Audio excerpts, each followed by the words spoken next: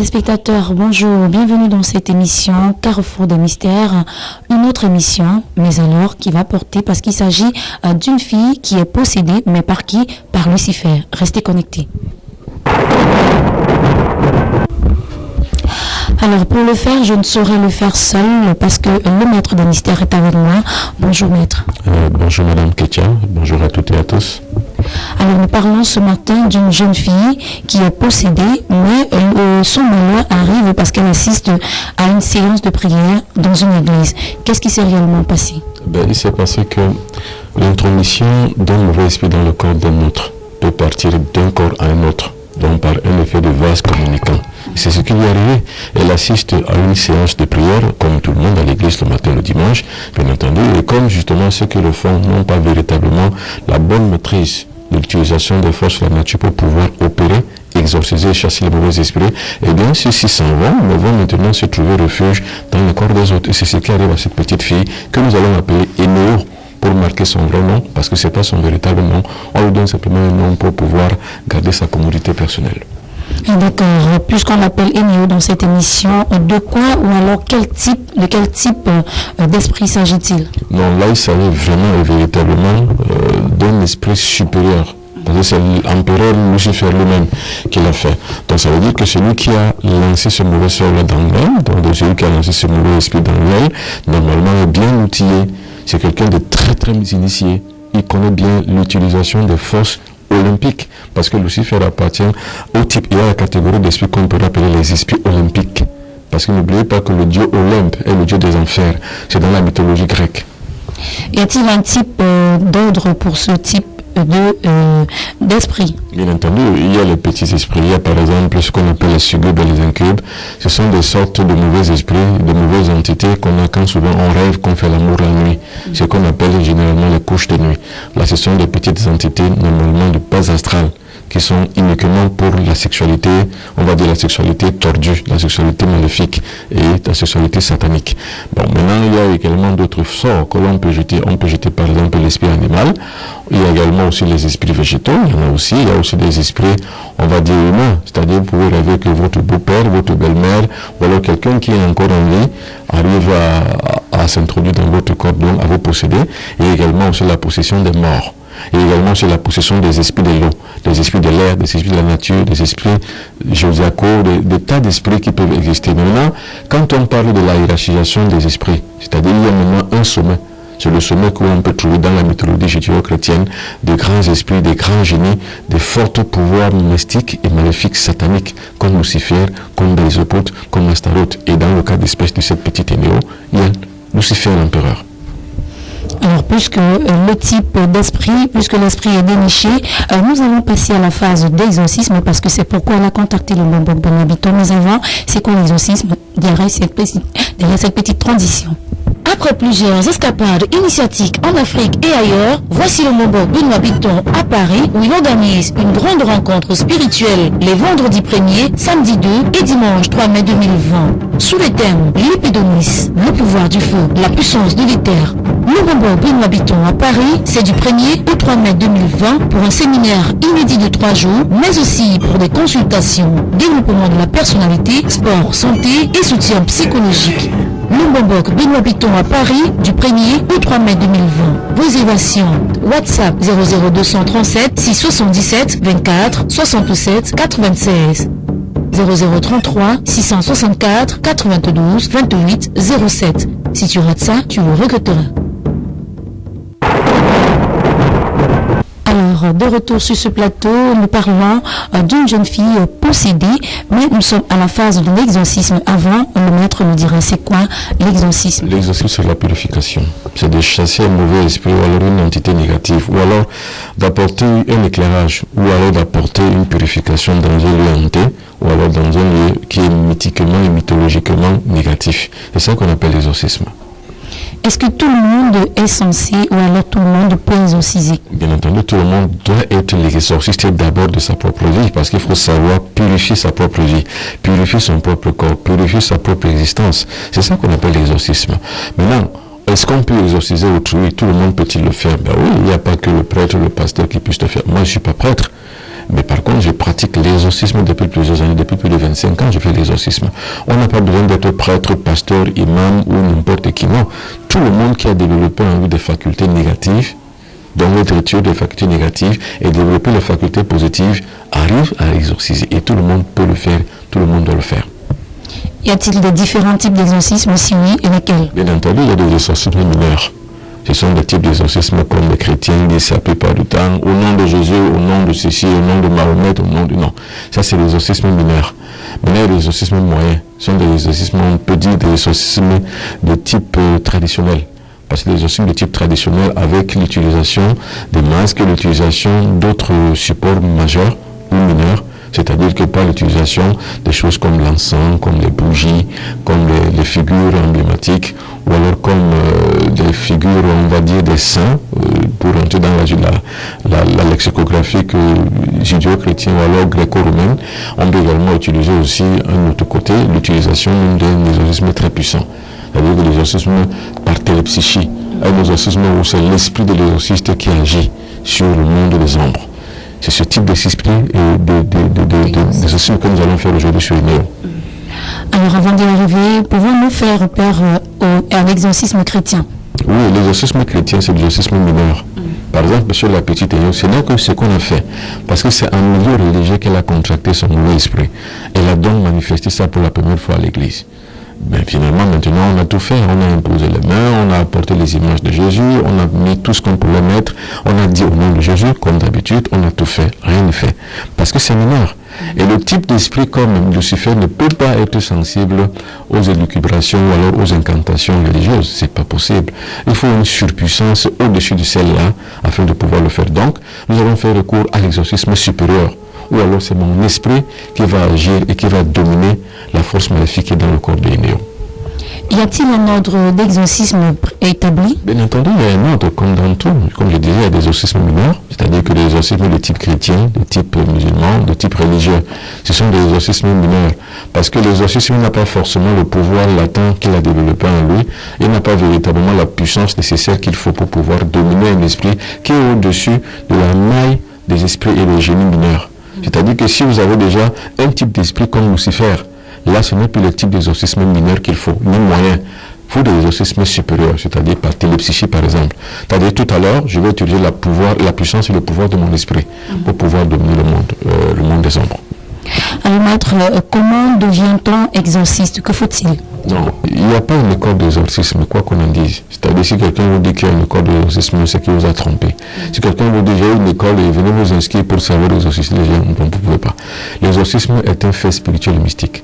Vous développez votre corps, vous avez des ondes physiques, des ondes physiologiques, des ondes psychologiques, des ondes psychiques et des puissances mentales que vous avez développées au cours de votre ascèse mystique et initiatique. Donc vous développez dans vos 5 centres moteurs en vous, le centre du cerveau, le centre du cœur, le centre de l'estomac, le centre des deux reins et le centre sexuel. Vous avez non seulement l'intelligence, vous avez la force, le courage, vous avez la santé de fer parce qu'il faut l'avoir, vous avez l'extrême jeunesse dans votre corps est toujours habile parce que vos vaisseaux sanguins sont bien oxygénés et enfin vous avez la puissance qui vous permet de pouvoir dominer un esprit quel qu'il soit à distance ou alors de façon directe. Donc tout le monde peut devenir exorciste, mais à condition d'avoir ces péripéties qu'il faut mettre en place afin de pouvoir y arriver. Maintenant, les exorcismes de type chrétien ne sont pas véritablement des exorcistes qui sont très initiés, non. Ils suivent simplement ce qu'on pourrait appeler les oraisons. Parce que quand on dit notre Père qui est aux cieux, que ton nom soit sanctifié, c'est sans la présence bâtie de notre conscience. C'est une oraison que l'on dit de façon machinale. Ça peut marcher parce que ça peut être lié à une espèce d'égrégore de l'Église qui utilise cette formule-là. Et cet égrégore-là peut donc aider si elle est bien modulée, si elle est bien utilisée par les exorcistes et par l'appelant. Cet égrégore peut agir et peut faire des miracles, comme on trouve la plupart du temps chez les bons pasteurs et les bons prêtres. Mais la plupart du temps, ce sont des supercheries que les pasteurs de l'église des réveils nous font souvent voir à la télévision. Parce que ce qu'ils veulent, c'est le sensationnel pour pouvoir avoir du public, parce que le public aime le sensationnel. Et quand on aboutit au sensationnel, on peut justement avoir du mercantilisme spirituel. Mais si dans le cas d'espèce, il s'agit de pouvoir utiliser et montrer et démontrer, parce que c'est ça qu'il faut. Moi, je ne montre pas seulement, mais je démontre, afin de pouvoir laisser les traces que sur le plan négro-spirituel, on a des exorcistes qui sont beaucoup plus puissants encore que sur le plan religieux. C'est la faute justement de l'inconscience et de l'ignorance, qui fait que les négro-africains pensent qu'ils n'ont pas d'exorcisme. Mais nous, on en a plein. Vous allez voir tout à l'heure comment ça va se passer. Alors pour le faire, maître, y a-t-il des instruments appropriés? Bien entendu, c'est pour ça que sur le type d'exorcisme mineur, comme par exemple l'exorcisme religieux chrétien, on utilise la croix, donc le support, on utilise également l'encens, on utilise également le sel, on utilise également l'eau bénite. Ça, ce sont les petits supports. Maintenant, sur le plan de l'exorcisme moyen, donc l'exorcisme de type traditionnel, on utilise des amulettes, on utilise le masque, on utilise quelques autres figures ou figurines qui permettent de pouvoir juguler et influencer le monde des ombres à distance. Bon, maintenant, sur le 3e degré, c'est-à-dire que l'exorcisme du type majeur, on n'a pas besoin de tout ça. On a juste besoin de la présence du maître, c'est-à-dire que celui qui a développé son pouvoir et sa puissance intérieure, celui qui tient sur sa main ce qu'on appelle la puissance d'Onis, l'épée d'Onis. Donc celui qui a développé les 5 puissances, les 5 porteurs de puissance qui sont en lui, les 5 porteurs majeurs. Donc le centre moteur du cerveau, le centre moteur du cœur, le centre moteur de l'estomac, le centre moteur des reins, le centre moteur du sexe. Si vous le développez tous, vous avez l'épée d'Onis en votre main. Vous avez le pouvoir et la puissance de dominer l'esprit quel qu'il soit. Et c'est ce que je vais faire. Donc je vais faire des exorcismes du type épée d'Onis. C'est-à-dire que je n'ai rien. Mais l'épée d'Onis que j'ai révélée en moi agira sur le monde des ombres, donc sur le Lucifer, qui introduit sa puissance négative sur le corps de la petite Néo.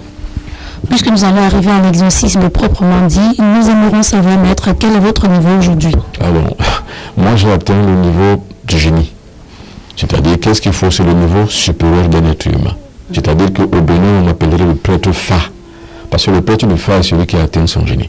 Maintenant, comme je ne suis pas au Bénin, je suis au Cameroun, là où je vous parle là. Et je ne veux pas passer pour un grand maître, mais pour un prêtre.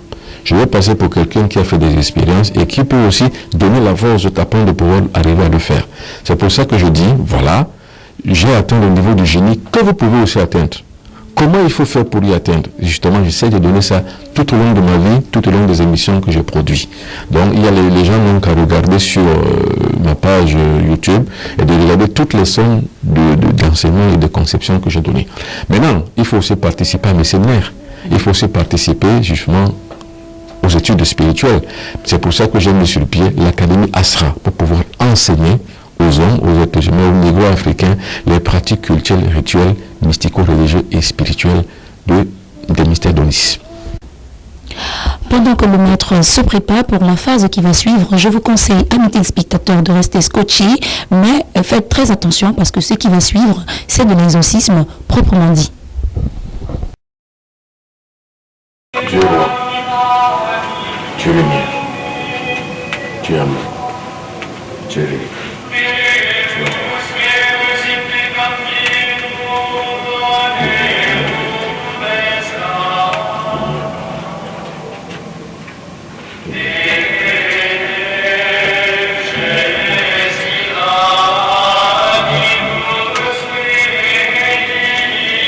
Dans le pays de la déchet, pour les 5 ans de l'arcane de la domination, le chef de frère de la règle de la gloire et de sacralisé. Je vous exhorte de venir ici présent pour pouvoir détruire le corps, l'âme et l'esprit de toute forme maléfique dans ce corps de Tchoukoui. De la petite qu'il trouve son corps ainsi appris et prise de partir par une force maléfique. Je veux qu'ici maintenant je touche justement à l'heure. Et la séance avec une bonne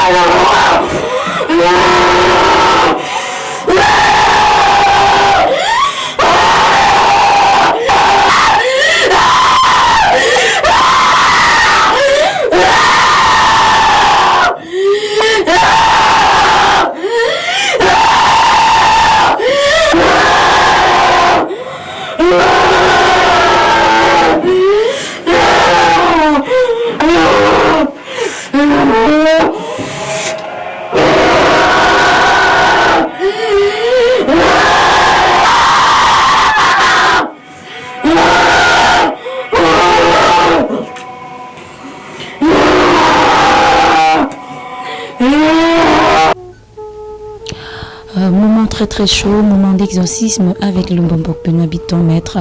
Pouvez-vous nous expliquer quels sont les instruments que vous avez utilisés? D'abord, il y avait eu 3 étapes. La première étape était d'abord de mettre en condition, c'est-à-dire qu'à mettre en expectative la victime. C'est ce que j'ai fait. Vous avez donc vu la table que j'ai garnie. Ce n'est pas des supports que j'ai utilisés. C'était des supports qui m'ont permis simplement de plonger la victime dans la transe. Et cette transe me permet d'être en contact direct avec Lucifer lui-même, donc avec l'esprit qui dérange son corps. Donc c'est l'expectative que je l'ai mise. Vous allez voir qu'il y avait 9 bougies. Il y avait un triangle de 3 bougies, il y avait un hexagramme de 6 bougies, ça fait 9 bougies. Et le chiffre 9, c'est le chiffre de la plénitude spirituelle. Donc c'est cette expectative qui m'a permis de pouvoir la plonger normalement dans la transe. Et quand elle est entrée en transe, elle n'est plus consciente elle-même, elle est dans la subconscience. Et c'est maintenant l'esprit qui sort, l'esprit qui agite, et c'est ce qui s'agite. C'est donc la technique que j'ai utilisée. La présence des bougies, quel impact? Non, c'est comme j'ai dit tout à l'heure, c'était des supports mineurs. C'est-à-dire ça permet simplement de créer une ambiance spirituelle pour pouvoir opérer. C'était tout ça. Alors ça, c'est le fer d'Onice. Cela m'a permis justement de pénétrer le corps, on va dire l'ossature mystico-spirituelle de le génie. Et ce génie, donc la maléfique, donc Lucifer, il a fallu que je transperce ses côtes, je transperce son ventre, je transperce tout ce qui est constitué comme sa constitution organique personnelle. C'est pour ça que j'ai utilisé ça. Mais somme toute, ce qui a prévalu, c'est mon esprit, c'est la puissance de mon esprit. Je l'ai mis en expectative, mais c'est moi qui ai agi. Et vous verrez que je n'ai pas dit au nom de Jésus.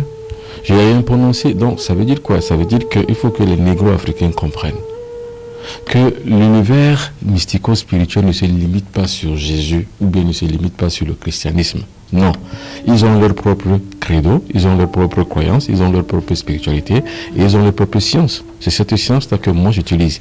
La science, c'est quoi? C'est le développement de l'esprit mystique en soi. Quand on développe l'esprit mystique en soi, c'est ce que j'ai appelé tout à l'heure la puissance de l'épée d'Onice. Quand on la développe en soi, on est puissant, on a le pouvoir. Et on peut agir sur un événement et agir et dominer aussi un esprit, comme je l'ai fait tout à l'heure.